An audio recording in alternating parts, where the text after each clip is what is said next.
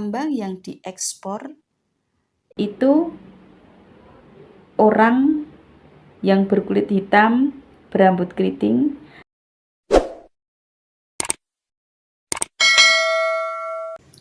Hai, Assalamualaikum.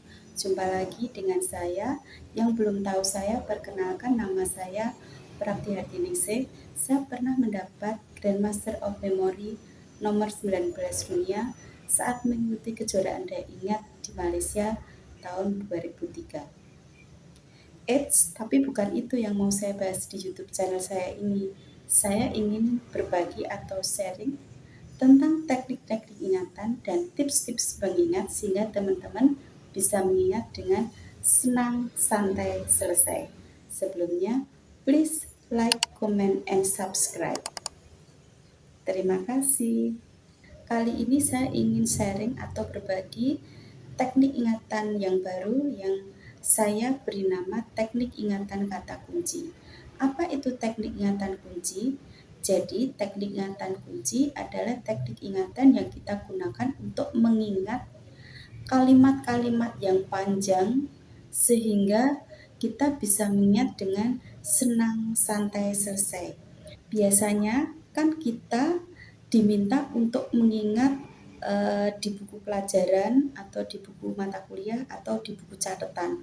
Enggak hanya satu kalimat aja, bahkan beberapa alinea atau beberapa paragraf.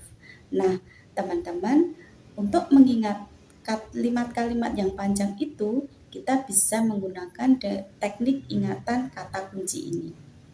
Sebelumnya, kita bahas dulu apa itu kata kunci.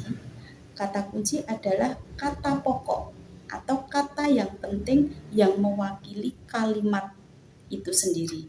Jadi misalnya kalimat itu panjang, kita nggak harus mengingat semua kata per katanya kan. Jadi kita mengingat kata yang penting atau kata yang pokok atau kata yang mewakili dari kalimat itu.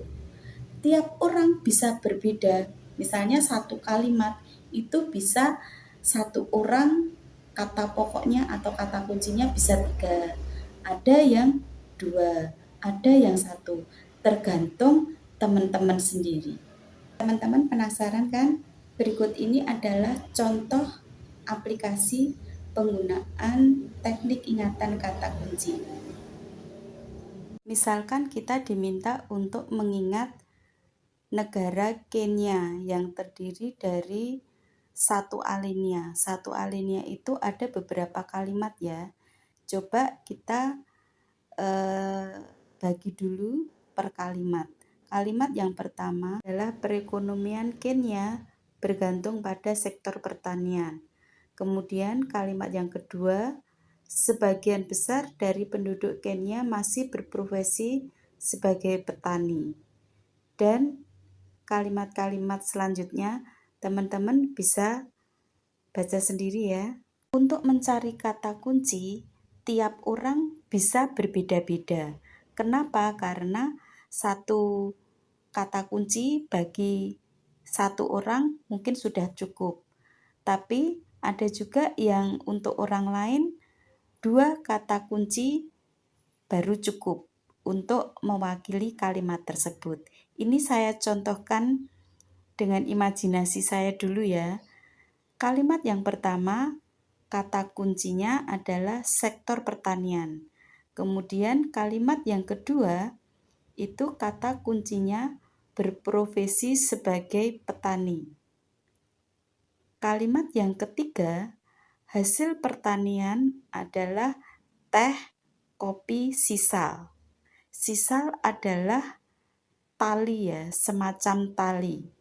Kalau teman-teman susah atau nggak tahu sisal itu tali, boleh pakai gantian kata, teknik ingatan gantian kata, sisal itu sisa. Kemudian kalimat yang keempat, kata kuncinya adalah miskin barang tambang. Sedangkan kalimat yang kelima, kata kuncinya adalah hasil tambang yang diekspor itu serbuk soda dan batu kapur. Kemudian kalimat yang terakhir itu kata kuncinya adalah hasil tambang lainnya adalah garam dan emas.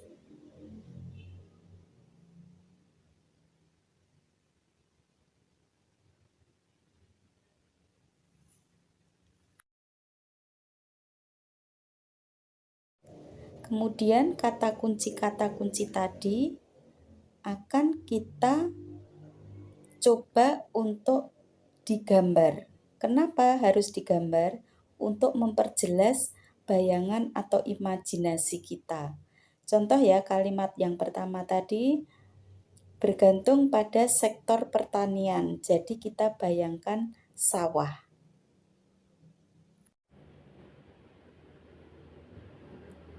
Untuk kalimat yang kedua, berprofesi sebagai petani, kita bisa bayangin caping. Caping itu topi yang dipakai untuk petani di sawah, atau kita bisa membayangin cangkul.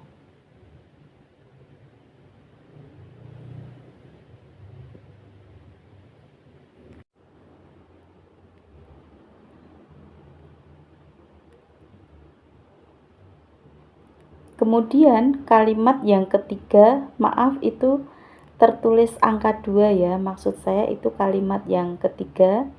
Hasil pertanian adalah teh, kopi, sisal. Kita bisa membayangkan gelas yang isinya teh, kopi, dan sisa.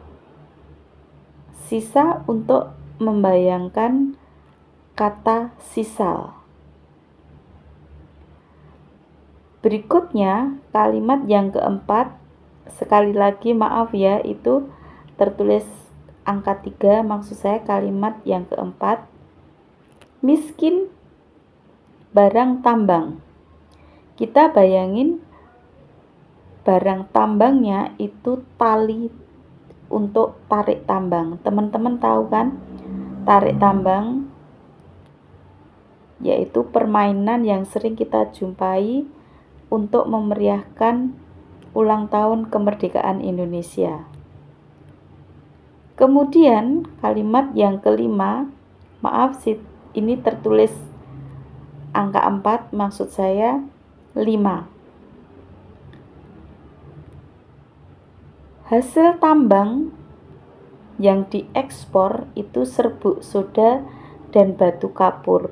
Untuk serbuk soda kita bisa membayangkan minuman soda yang sudah berdebu, jadi banyak debu, kita bayangin serbuk soda, dan batu kapur kita membayangkan batu dan kapur. Kemudian kalimat yang keenam, barang tambang lainnya adalah garam dan emas.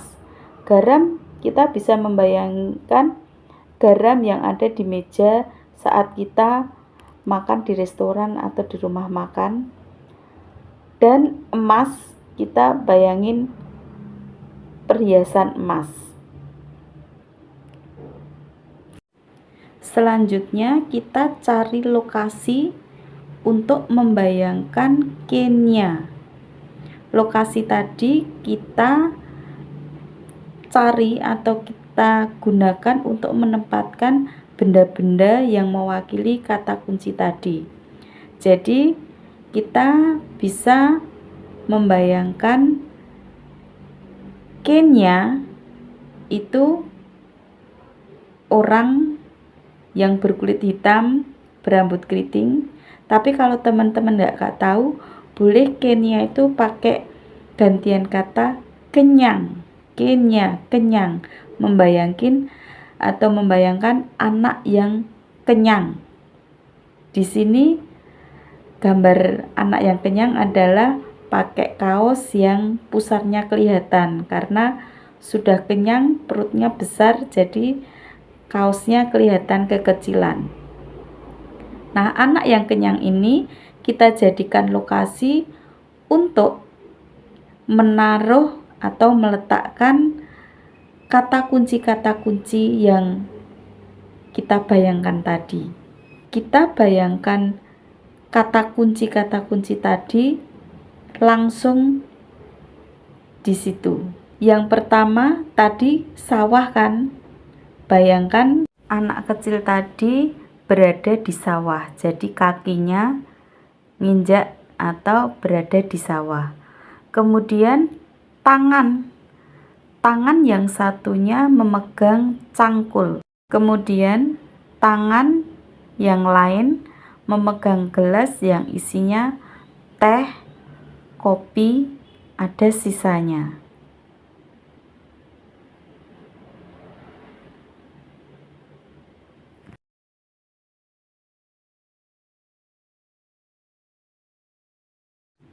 Kemudian miskin barang tambang, kita membayangkan kaosnya itu compang-camping, banyak jahitannya, kan untuk membayangkan miskin. Barang tambang kita bayangkan ada talinya, tali untuk tarik tambang. Kemudian kita bayangkan anak kecil tadi yang dari sawah tadi berjalan ke arah sebuah meja.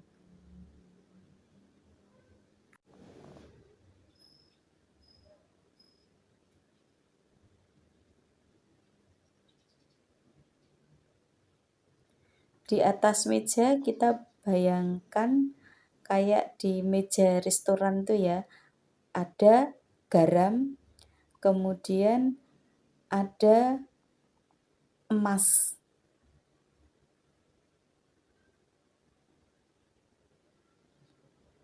Di sebelah meja ada tempat sampah. Tempat sampah kan gunanya untuk membuang barang ya, atau kita bayangkan barang yang diekspor itu barang yang kita buang, maksudnya barang yang kita kirim keluar negara kita. Bayangkan di dalam tempat sampah itu ada soda yang berdebu, serbuk soda, batu kapur. Cara mengingatnya, kita tinggal membayangkan gambarnya saja. Nah, teman-teman, itu tadi teknik ingatan kata kunci yang bisa saya sampaikan di sini. Sampai jumpa di video-video saya selanjutnya. Sebelumnya, please like, comment, and subscribe. Terima kasih.